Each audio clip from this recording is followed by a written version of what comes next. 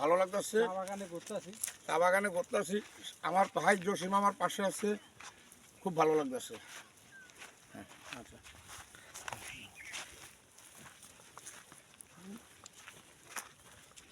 ঠিক আছে। জসিম, ওই যে গরুটা দূরে দিব আছে, যাও সামনে যাও। ক্যামেরা সামনে না গেলে আমি কেমনে কম। আমি তো ধরে সবগুলো ধরতে পারবো তাই না? আমার খামারের গরু, এটা সিলেট পলই বাজার।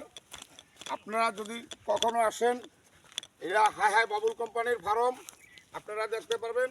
বাংলাদেশের যে কোনো প্রান্ত থেকে আসলে সিলেট মলই বাজারে আপনারা এইগুলি দেখতে পারবেন।